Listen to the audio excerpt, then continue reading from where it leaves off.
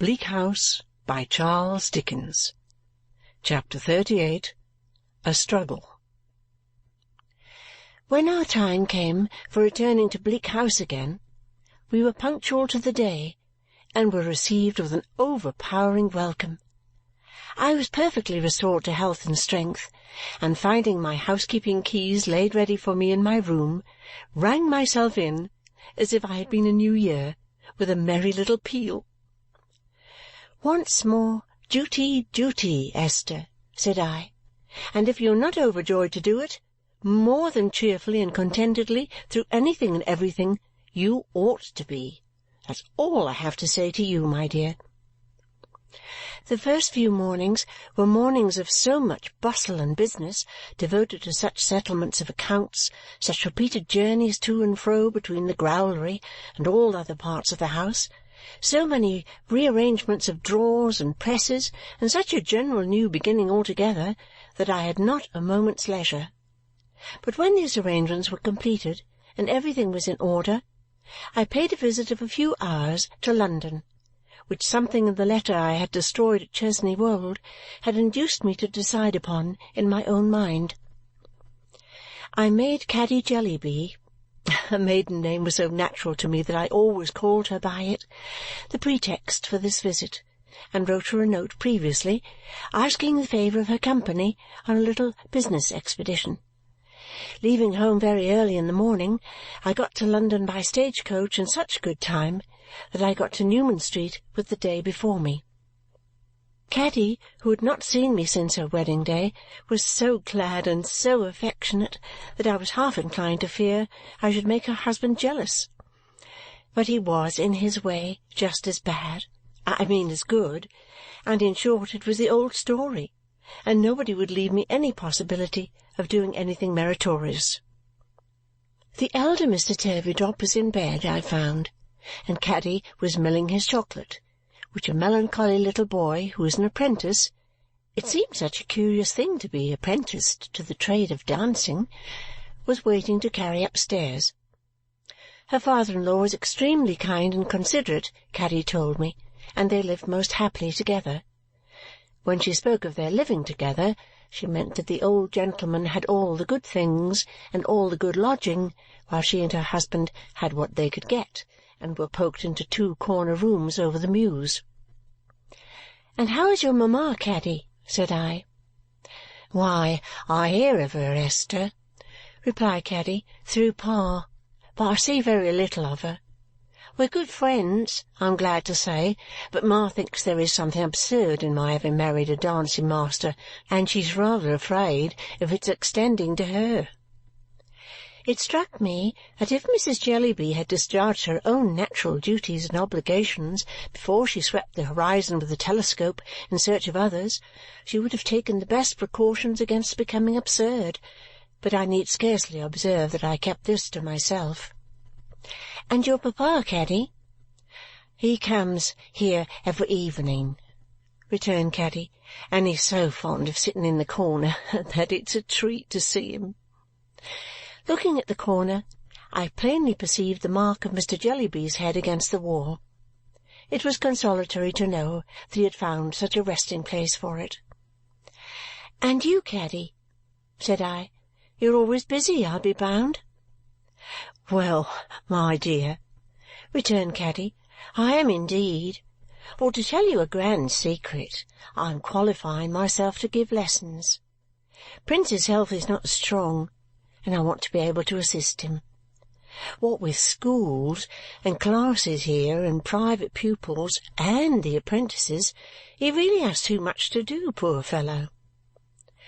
The notion of the apprentices was still so odd to me that I asked Caddy if there were many of them. "4," said Caddy. "1 indoor and 3 out. They are very good children, only when they get together they will play, children-like, instead of attending to their work. So the little boy you saw just now waltzes by himself in the empty kitchen, and we distribute the others over the house as well as we can." "That is only for their steps, of course," said I. "Only for their steps," said Caddy. In that way they practise, so many hours at a time, whatever steps they happen to be upon. They dance in the academy, and at this time of year we do figures at 5 every morning." "Why, what a laborious life!" I exclaimed.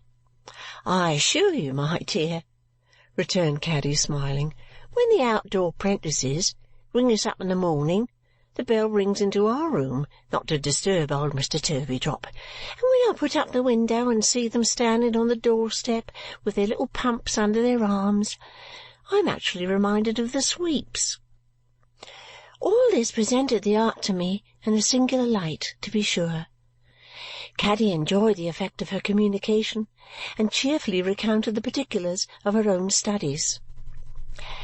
"You see, my dear, to save expense, I ought to know something of the piano, and I ought to know something of the kit too, and consequently I have to practise those two instruments as well as the details of our profession.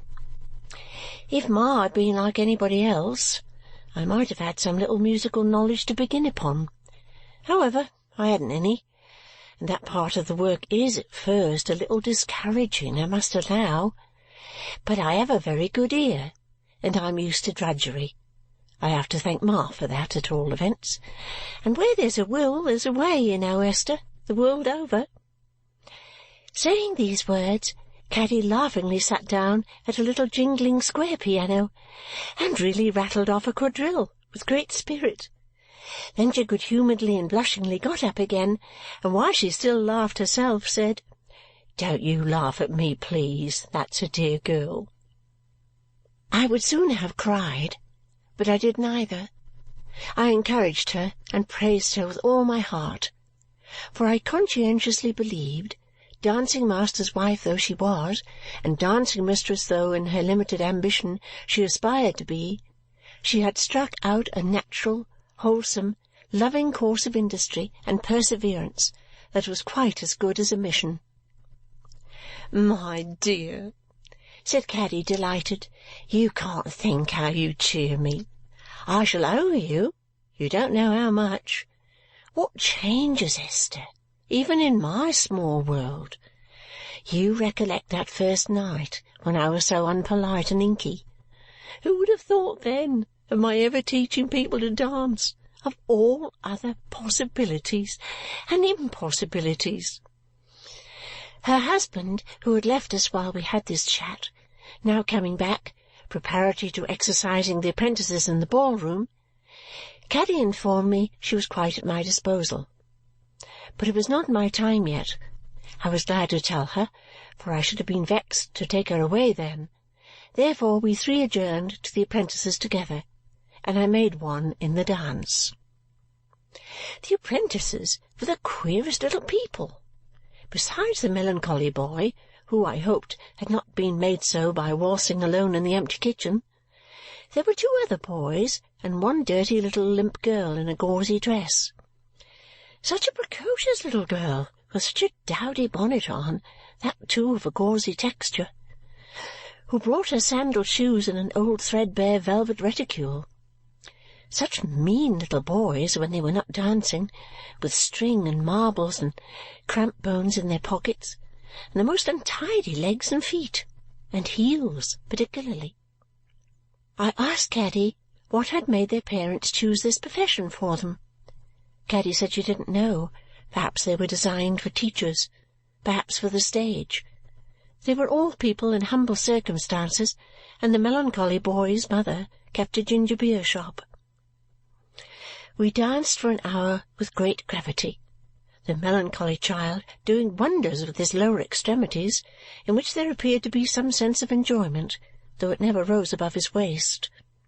Caddy, while she was observant of her husband and was evidently founded upon him, had acquired a grace and self-possession of her own, which, united to her pretty face and figure, was uncommonly agreeable. She already relieved him of much of the instruction of these young people, and he seldom interfered except to walk his part in the figure if he had anything to do in it. He always played the tune. The affectation of the gauzy child and her condescension to the boys was a sight, and thus we danced an hour by the clock. When the practice was concluded, Caddy's husband made himself ready to go out of town to a school, and Caddy ran away to get ready to go out with me.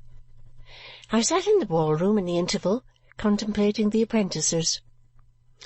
The two outdoor boys went upon the staircase to put on their half-boots and pull the indoor boy's hair, as I judge from the nature of his objections. Returning with their jackets buttoned and their pumps stuck in them, they then produced packets of cold bread and meat, and bivouacked under a painted lyre on the wall. The little gauzy child, having whisked her sandals into the reticule and put on a trodden-down pair of shoes, shook her head into the dowdy bonnet at one shake, and answering my inquiry whether she liked dancing by replying, "Not with boys," tied it across her chin and went home contemptuous. "Old Mr. Turveydrop is so sorry," said Caddy, "that he's not finished dressing yet, and cannot have the pleasure of seeing you before you go. You are such a favourite of his, Esther." I expressed myself much obliged to him, but did not think it necessary to add that I readily dispensed with his attention. "It takes him a long time to dress," said Caddy, "because he's very much looked up to in such things, you know, and has a reputation to support. You can't think how kind he is to Pa. He talks to Pa of an evening about the Prince Regent, and I never saw Pa so interested. There was something in the picture of Mr. Turveydrop bestowing his deportment on Mr. Jellyby that quite took my fancy. I asked Caddy if he brought her papa out much. "No," said Caddy, "I don't know that he does that. But he talks to Pa, and Pa greatly admires him, and listens, and likes it. Of course I am aware that Pa has hardly any claims to deportment, but they get on together delightfully. You can't think what good companions they make. I never saw Pa take snuff before in my life, but he takes one pinch out of Mr. Turveydrop's box regularly, and keeps putting it to his nose and taking it away again all the evening. That old Mr. Turveydrop should ever, in the chances and changes of life, have come to the rescue of Mr. Jellyby from Borrioboola Gha appeared to me to be one of the pleasantest of oddities. "As to Peepy," said Caddy with a little hesitation, "whom I was most afraid of, next to having any family of my own, Esther, as an inconvenience to Mr. Turveydrop, the kindness of the old gentleman to that child is beyond everything. He asks to see him, my dear. He lets him take the newspaper up to him in bed. He gives him the crusts of his toast to eat. He sends him on little errands about the house. He tells him to come to me for sixpences. In short," said Caddy cheerily, "and not to prose, I am a very fortunate girl and ought to be very grateful. Where are we going, Esther?" "To the Old Street Road," said I, "where I have a few words to say to the solicitor's clerk, who was sent to meet me at the coach-office on the very day when I came to London and first saw you, my dear. Now I think of it, the gentleman who brought us to your house." "Then, indeed, I seem to be naturally the person to go with you," returned Caddy. To the Old Street Road we went, and there inquired at Mrs. Guppy's residence for Mrs. Guppy. Mrs. Guppy, occupying the parlours, and having indeed been visibly in danger of cracking herself like a nut in the front parlour door, by peeping out before she was asked for, immediately presented herself and requested us to walk in. She was an old lady in a large cap, with a rather red nose and rather an unsteady eye, but smiling all over. Her close little sitting-room was prepared for a visit, and there was a portrait of her son in it, which, I had almost written here, was more like than life. It insisted upon him with such obstinacy, and was so determined not to let him off. Not only was the portrait there, but we found the original there too. He was dressed in a great many colours, and was discovered at a table reading law papers with his forefinger to his forehead. "Miss Summerson," said Mr. Guppy, rising, "this is indeed an oasis. Mother, will you be so good as to put a chair for the other lady and get out of the gangway?"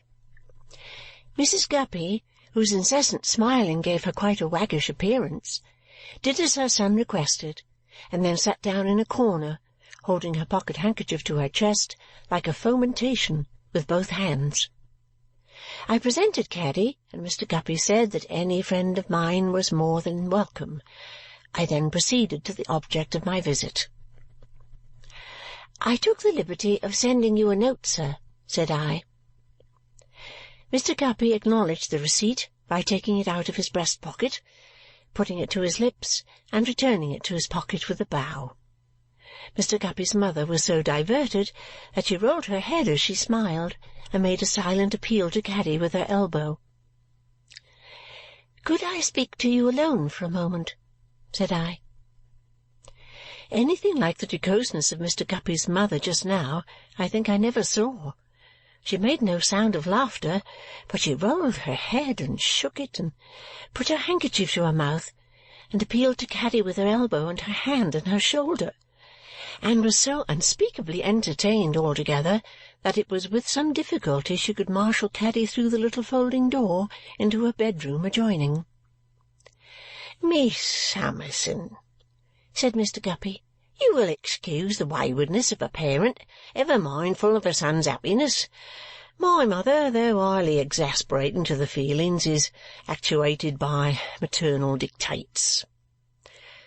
I could hardly have believed that anybody could in a moment have turned so red or changed so much as Mr. Guppy did when I now put up my veil.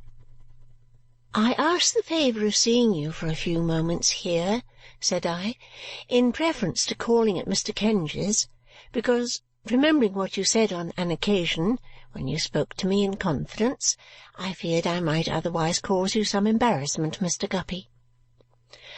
I caused him embarrassment enough as it was, I am sure. I never saw such faltering, such confusion, such amazement and apprehension. "Miss Summerson," stammered Mr. Guppy, I beg your pardon, but in our profession we find it necessary to be explicit. You have referred to an occasion, miss, when I did myself the honour of making a declaration which—" Something seemed to rise in his throat that he could not possibly swallow.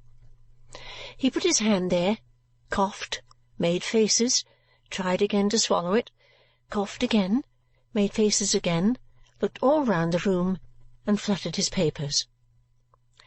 A kind of giddy sensation has come upon me, miss," he explained, "which rather knocks me over. I a little subject to this sort of thing, by George." I gave him a little time to recover. He consumed it in putting his hand to his forehead and taking it away again, and in backing his chair into the corner behind him.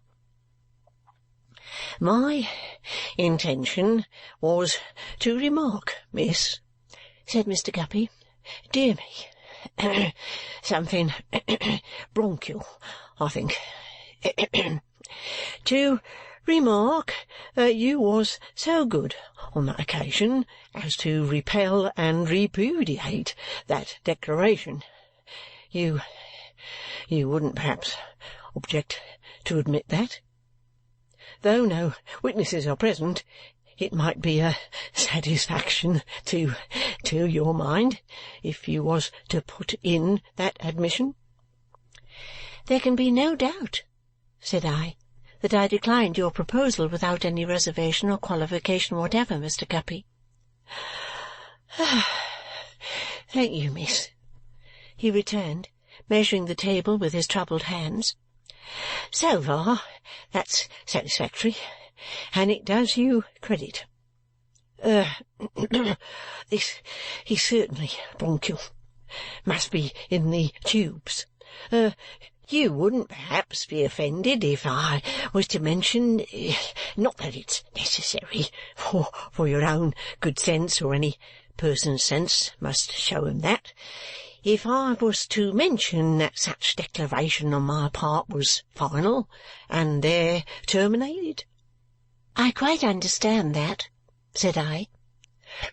"Perhaps, sir, it may not be worth the form, but it might be a satisfaction to your mind. Perhaps you wouldn't object to admit that, miss," said Mr. Guppy. "I admit it most fully and freely," said I. "Thank you," returned Mr. Guppy. "Very honourable, I'm sure. I regret that my arrangements in life, combined with circumstances over which I have no control, will put it out of my power ever to fall back upon that offer or to renew it in any shape or form whatever, but it will ever be a retrospect entwined with friendship's bowers." Mr. Guppy's bronchitis came to his relief and stopped his measurement of the table. "I may now perhaps mention what I wish to say to you," I began. "I shall be honoured, I am sure," said Mr. Guppy. "I am so persuaded that our own good sense and right feeling, miss, will keep you as square as possible, that I can have nothing but pleasure, I am sure, in hearing any observations you may wish to offer." "You were so good as to imply on that occasion—" "Excuse me, miss," said Mr. Guppy, "but we had better not travel out of the record into implication. I cannot admit that I implied anything." "You said on that occasion," I recommenced, "that you might possibly have the means of advancing my interests and promoting my fortunes by making discoveries of which I should be the subject. I presume that you founded that belief upon your general knowledge of my being an orphan girl, indebted for everything to the benevolence of Mr. Jarndyce. Now, the beginning and the end of what I have come to beg of you is, Mr. Guppy, that you will have the kindness to relinquish all idea of so serving me. I have thought of this sometimes, and I have thought of it most lately, since I have been ill. At length I have decided, in case you should at any time recall that purpose and act upon it in any way, to come to you and assure you that you are altogether mistaken. You could make no discovery in reference to me that would do me the least service or give me the least pleasure. I am acquainted with my personal history, and I have it in my power to assure you that you never can advance my welfare by such means. You may, perhaps, have abandoned this project a long time. If so, excuse my giving you unnecessary trouble. If not, I entreat you, on the assurance I have given you, henceforth to lay it aside. I beg you to do this for my peace." "I am bound to confess," said Mr. Guppy, "that you express yourself, miss, with that good sense and right feeling for which I give you credit. Nothing can be more satisfactory than such right feeling, and if I mistook any intentions on your part just now, I am prepared to tender a full apology. I should wish to be understood, miss, as hereby offering that apology, limiting it, as your own good sense and right feeling will point out the necessity of, to the present proceedings." I must say, for Mr. Guppy, that the snuffling manner he had had upon him improved very much. He seemed truly glad to be able to do something I asked, and he looked ashamed. "If you will allow me to finish what I have to say at once, so that I may have no occasion to resume," I went on, seeing him about to speak, "you will do me a kindness, sir. I come to you as privately as possible because you announced this impression of yours to be in a confidence which I have really wished to respect, and which I always have respected, as you remember. I have mentioned my illness. There really is no reason why I should hesitate to say that I know very well that any little delicacy I might have had in making a request to you is quite removed. Therefore I make the entreaty I have now preferred, and I hope you will have sufficient consideration for me to accede to it. I must do Mr. Guppy the further justice of saying that he had looked more and more ashamed, and that he looked most ashamed and very earnest when he now replied with a burning face, "Upon my word and honour, upon my life, upon my soul, Miss Summerson, as I am a living man, I'll act according to your wish. I'll never go another step in opposition to it. I'll take my oath to it, if it will be any satisfaction to you, in what I promise at this present time, touching the matters now in question," continued Mr. Guppy rapidly, as if he were repeating a familiar form of words. "I speak the truth, the whole truth, and nothing but the truth, so—" "I am quite satisfied," said I, rising at this point, "and I thank you very much. Caddy, my dear, I am ready." Mr. Guppy's mother returned with Caddy, now making me the recipient of her silent laughter and her nudges, and we took our leave. Mr. Guppy saw us to the door with the air of one who was either imperfectly awake or walking in his sleep, and we left him there staring. But in a minute he came after us down the street without any hat, and with his long hair all blown about, and stopped us, saying fervently, "Miss Summerson, upon my honour and soul, you may depend upon me." "I do," said I, quite confidently.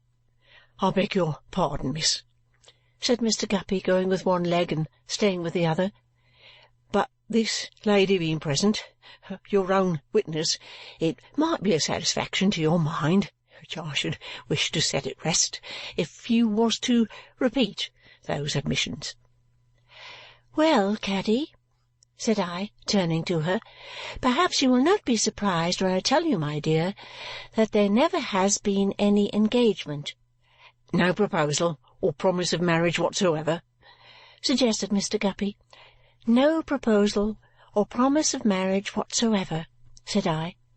"Between this gentleman—" "William Guppy, of Penton Place, Pentonville, in the county of Middlesex," he murmured. "Between this gentleman, Mr. William Guppy, of Penton Place, Pentonville, in the county of Middlesex, and myself." "Thank you, miss," said Mr. Guppy. "Very full—excuse me. Lady's name, Christian and surname, both?" I gave them. "Married woman, I believe," said Mr. Guppy. "Married woman. Thank you. Formerly Caroline Jellyby, spinster, then of Thavies Inn, within the City of London, but extra-parochial, now of Newman Street, Oxford Street. Much obliged." He ran home and came running back again. "Touching that matter, you know, I really and truly am very sorry that my arrangements in life, combined with circumstances over which I have no control, should prevent a renewal of what was wholly terminated some time back," said Mr. Guppy to me forlornly and despondently. "But it couldn't be. Now could it? You know. I only put it to you." I replied it certainly could not. The subject did not admit of a doubt. He thanked me and ran to his mother's again. And back again. "It's very honourable of you, miss, I'm sure," said Mr. Guppy. "If an altar could be erected in the bowers of friendship, but upon my soul you may rely upon me in every respect save and except the tender passion only." The struggle in Mr. Guppy's breast, and the numerous oscillations it occasioned him between his mother's door and us, were sufficiently conspicuous in the windy street, particularly as his hair wanted cutting, to make us hurry away. I did so with a lightened heart, but when we last looked back, Mr. Guppy was still oscillating in the same troubled state of mind. End of chapter 38.